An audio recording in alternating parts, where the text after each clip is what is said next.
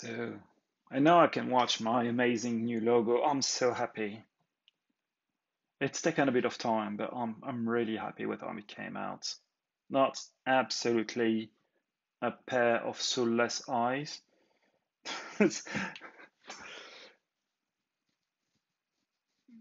Okay, 9 chains.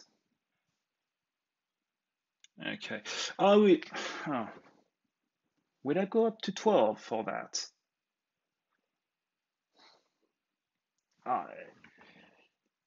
10 chains. 10 chains is interesting. You don't want to be the one beating 11. There's not so much difference between 10 and 11. And you don't want to beat 12 then. Okay. Beats 11. Yeah, so then Jack Whalen beats 12. Well, it's not. Jack Whalen beats 11. Jaybray beats 12.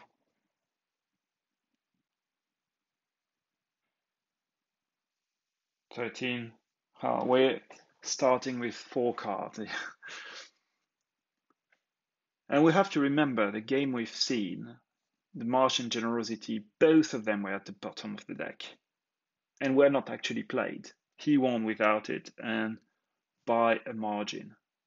And we're in 14 chains. I think we're slightly high now.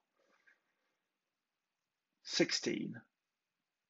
We are nearing the 18 chains. Wow, and once again, these guys are much, much higher in the game than I am. So you have to trust their judgment here. I'm just commenting. I've been basically told a good lesson last week, and I'm keen to see how actually they will fare starting with 3 cards. Do you want to have TMTP in hand? Probably actually, because you can afford keeping it in hand for a while.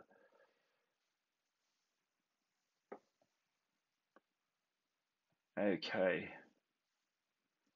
So place this and place the lash. Cool. I'm not sure of that play because once you play the lash, what do you do with the poltergeist?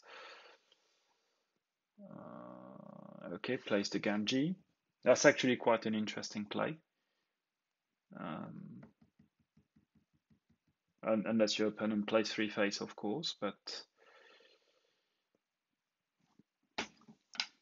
I think if you're jaybray right now, you just want to go as fast as you can. Play all the pips of embers. I think it's a shame because I would have actually played the charrette first, probably. Not exactly remembering what he had in his starting hand. Because now he's gonna have to destroy to poltergeist the lash, and I think it's a bit of a problem. Or you hold on to it. Yeah, you pen reaction, the Gamgee, play the charrette, and now you have 3 fates as well. And it's not like your opponent is going to play 3 strong creatures. You want to race now. And right now you're not racing. Shame.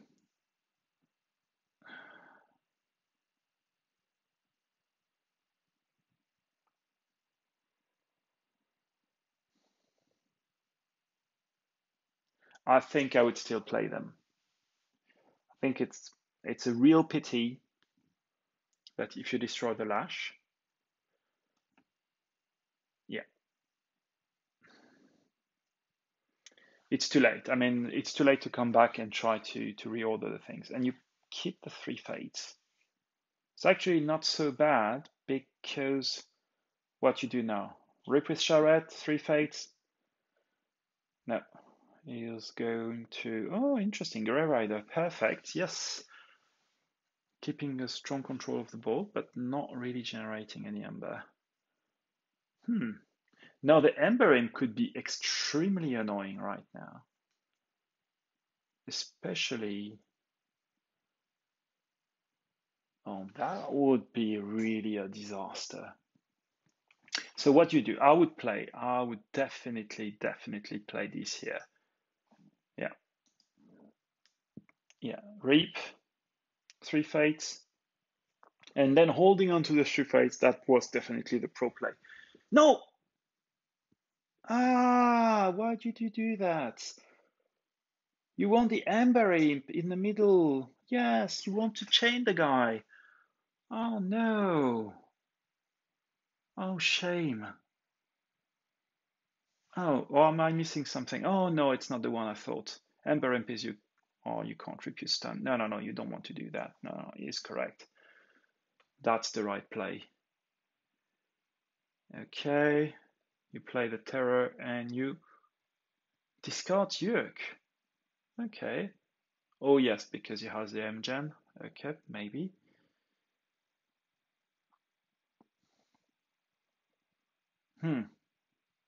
Life for a life? Spirit Sway? Oh, bad. Okay. Yeah, and you use the Grow Rider to reap an extra time. You just need to race. Treasure Map could be a good play. I mean, your opponent has 0 at the moment. Do you Treasure Map next turn? I think it's worth it. I think right now, if I'm jaybray, I'm thinking the 3 next rounds, I Treasure Map, then I play my shadows, and then, or I play my shadows now, Sucker Punch, Umbra, Life for a Life, then a Treasure Map, then a Swindle. I think it's good. I mean, 3 turns in a row, you would be threatening. I think it's interesting. I'm not sure he's going to do that. I don't think, maybe he shouldn't. But I think right now he needs to play shadows. The alternative play is you just play Treasure Map at the end of your shadows turn. So Umbra, Life for Sucker Punch, Umbra, Life for Life Treasure Map. But I think you want to race with the Ember as well. So this is what I would do.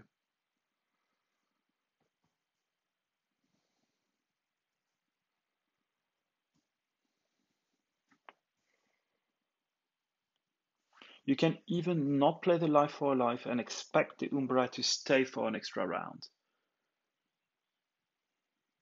Which he won't.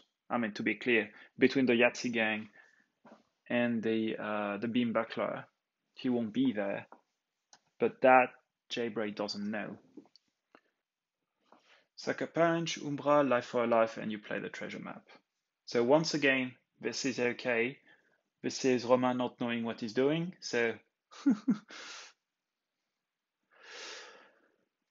but I mean, the cool part of this is that the Beam Buckler becomes pretty void. So yeah, you swindle in that case. But then your opponent now think there's no board, and I can have just a ton of fun with my Grey Riders. And this is exactly what it's going to do. Boop. Ready, reap. Ready, reap. And now if you need to find a solution very quickly, and that probably means you're forced into your Mars turn.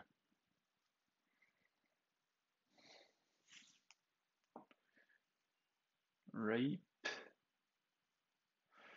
I'm thinking, I was almost tempted to. Oh, no, no, no. Is it going to work just perfectly?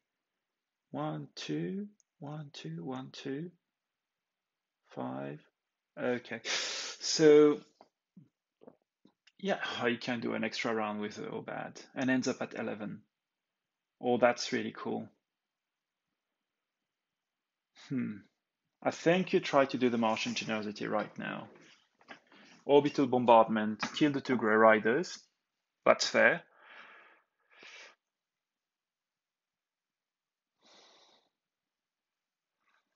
Go to 3. Martian Generosity, fair.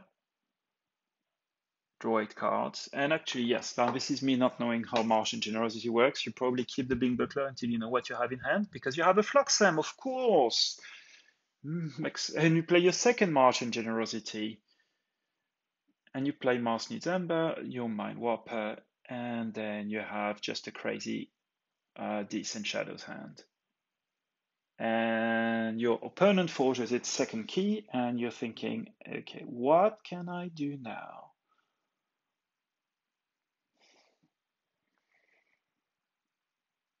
The thing is, you've got this crazy hand, but your opponent has 11 Ember.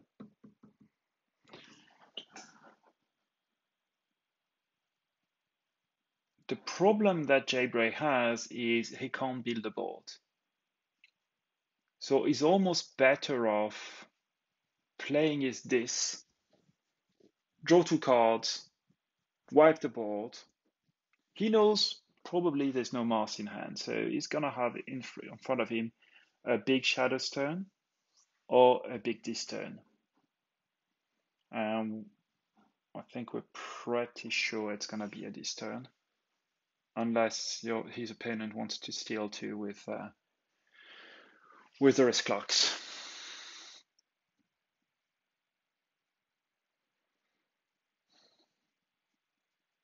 I would steal Dustin Burnlock, but that's me.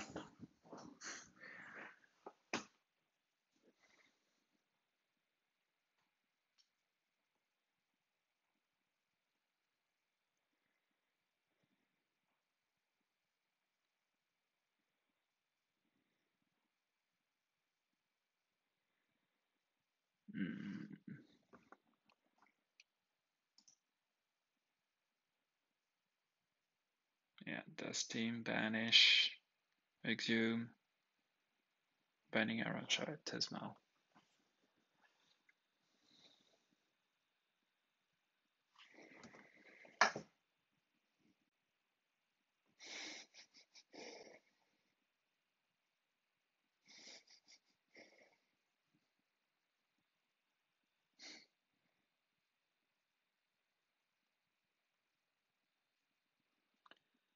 Okay, now I'm worried I've been kicked out. I'm going to reload.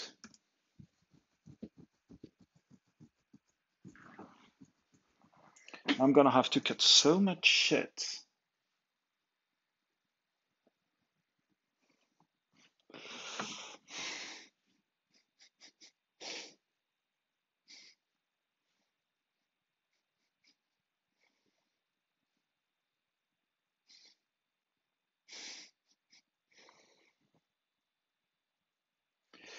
Okay, there's only 4 games left, so we probably need to hurry.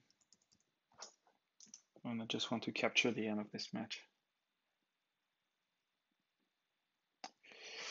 Okay, and I failed. Yeah, he Dustin unlocked. No, there's a couple of rounds I've missed. We're going to. Okay, so he risk locked Night Forged. Good. Then we had the Exhume Ronnie, Strike Binding Iron, Tesmal, Dustin, Charette, Banish. So building a crazy board. But jaybray discarding Snow Snatcher, playing Dustin, playing the Unlock Gateway to destroy the board himself this time. One turn later, and now we had the Ronnie's Clock, stealing 2 again, Gamgee, Dust Chronicle, and jaybray swindled, going to check for his second key, and now we're at Jack Wayland, playing Shadows to steal a bunch. Oh, he's gonna steal 3. That's bad. Now his deck, even with 7 chains, is humming like crazy. That's really amazing. The Martian Generosity turn was a big game change. Okay, and he reaps. So that's a 4 Ember turn, including 3 steel. No, 5 Ember, because he still got sack of coins. I don't think he wants to kill one of his own creatures. So he is going just to leave it for next round.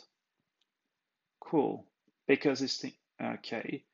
Lightbringer's coming in, very good, killing the Gamgee, playing Chal,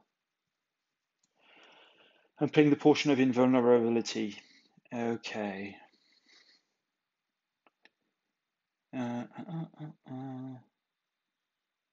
Yes, forging is yellow key, but no. Okay. Oh, he's taking. Oh, very nice. He's playing the miasma, using both Ronies, gaining one extra ember, going to 8, archiving a card, and he's playing the sack of coins. Murdering the Charlie, I suppose. But we're back to the same problem. Wouldn't you be worth reshuffling the 2 Ronies? I mean, they are your ember control.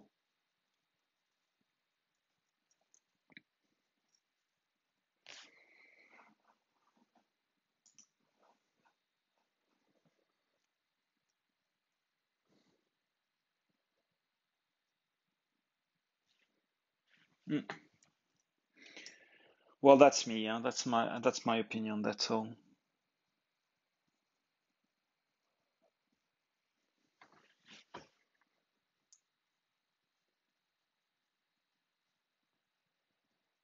When you jaybray, what do you do now?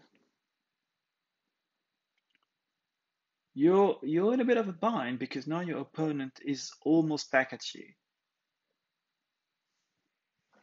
That's really bad. But if you're lucky, he's going to play this, playing his Ronnie, and you're gonna have the 3 Ronnies in place, and this will be pretty much he won't see them back basically for the rest of the game, except for more exhumes, of course.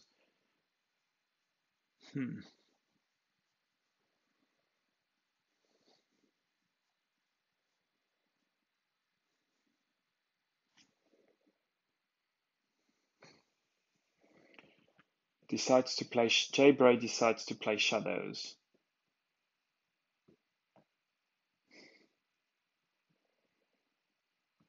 Play Lamindra probably, and life or life. Do you life or life here? Once again, you want to reshuffle a Roni. That's tough. That's really hard. Yeah, you keep the life or life. Okay, fair. You say, here's my board. Come at me. Playing this, playing the Tesmal, putting in next to the Gub, and probably exhuming a creature to make the Gub a taunt 6. That's what I really like about Age of Ascension. There's actually some really nice stinky play. Yeah, plays the Roni. Cool. You still won. And that's probably why it wasn't worth playing the life for life. And that's probably what you could calculate, that he had it. He had the Exhume in hand and plays the Tesmal. Cool. So now you're going to reshuffle your deck without 3 Ronies. That's bold. And your opponent went to 5, so probably doesn't want to play shadows right away. But oh, you're playing shadows.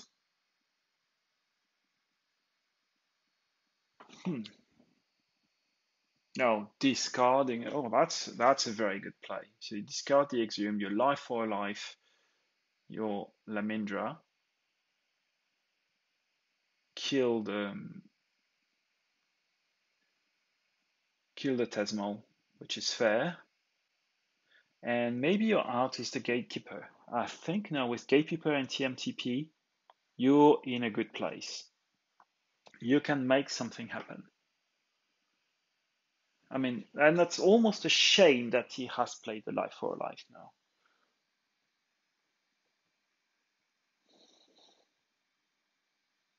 Because now his opponent is going to check. So what do you do? You can't forge. So you need to play your Sanctum, praying. Oh yeah, Sanctum is the only option for you right here. You play your Sanctum and you hope you can find a solution in the 2 cards that you will draw. That's your only option.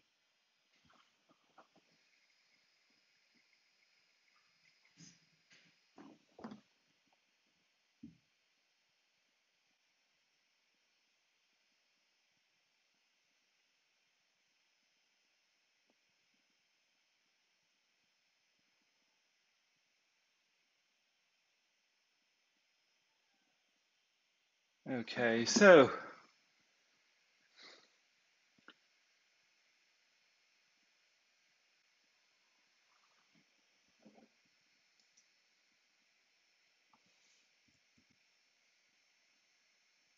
okay, I'm good.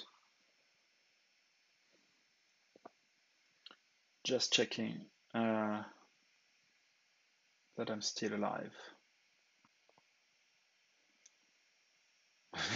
These are very, very thinking games, and I need to make sure that I'm still around.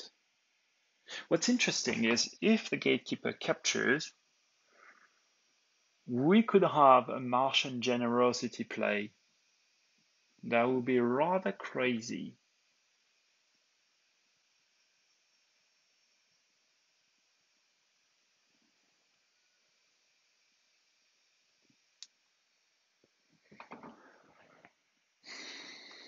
Yeah, Sanctum, you have 0 choice here. You play a bond, good. And now what do? You reap. Yeah. You need to draw into something right now. Otherwise, you're in a world of trouble.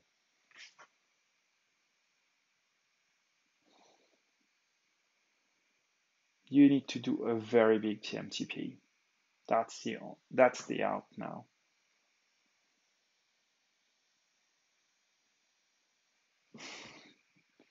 So now, if you're Jack Wayland, what do? That's a fascinating game. You know he has the TMTP in hand. You know exactly his hand at this point. Yeah, you do your Martian Gen turn. That's what makes sense. You, I mean, you can orbital bombard now. Martian generosity. You lose 6. You draw a shit ton of cards. Excuse my language. And we had the 30-minute call. But the problem is you have a board. So what do? And now because you haven't killed your risk clocks, you're not drawing into them, which is both good and bad. You have your miasma, you can hold on, and you can do a lot of damage with your orbital bombardment. And now is maybe the time where your orbital bombard the gatekeeper. Yep, the whole board actually. 8 times you did 16 damage, pretty much. Vezima, Dominator, Shockworm, because why not? The Sky Booster Squadron. Another Team Buckler. You deal 2 to the Dominator, fair. What do you do now? I think you just hold on to the last 2 cards.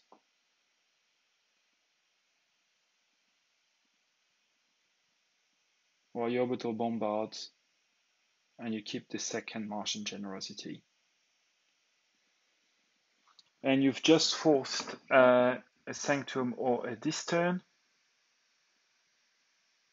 I think none of them is really making excited.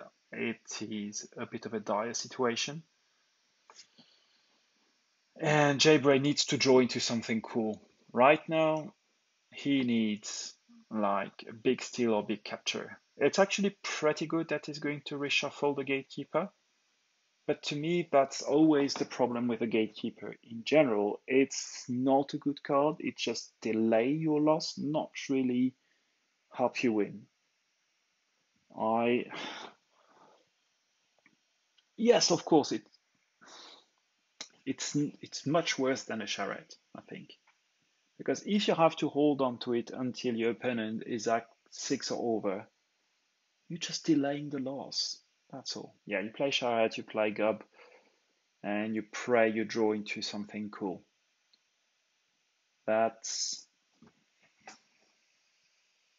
And you have not. So at that point, you're in a really tough situation. Because now I probably play Mars. I think drawn one of the risk clocks, and I'm putting myself on check again, regardless of the charrette. I don't care about the charrette. Well, if I really want, I can kill it with a beam buckler or something like that, just for the fun. But I think I am completely equipped with shadows this in hand for a reaction in case my opponent goes very high, and I just go full on Mars until he breaks. Yeah, because you are at that kind of AOA or quota racing pressure point where you just need to keep pushing, going on check every turn until the game is over, until your opponent decks runs out of steam. Yeah, you reap and you archive a risk clock. I think with these bigger boards, the Thing Drone is really an amazing card. You can archive all these really cool play effects, and that makes for very interesting plays. If you have another round at Mars like that, you can archive the second risk clocks, and you can just let you imagine what's going to happen. You go back to 6, your only out here is to play or bad and hope all goes well. Yeah. Back to playing or bad, and what do you want to draw into? You can have the gatekeeper to hold on a bit longer, but otherwise you just need your risk clock. Your risk clock is pretty much your only option. If you have your risk clock, you can too much to protect Nightforge, and you still don't have it. So now this is going to be very difficult. Yeah, you killed one, you killed your bad, you're back to 6. And now you need to be very careful. How much dough you need? You need 9, you need 10 minus the pips, so 9 ember. You're at 1, so you need to steal 8. Yeah, but Jack Wayland will never go on like 14 ember. It's just not possible. No, just go back to check. You're waiting for the TMTP. I would still have archived the Ronnie. Yeah, and that's it. GG. Well done, guys. GG.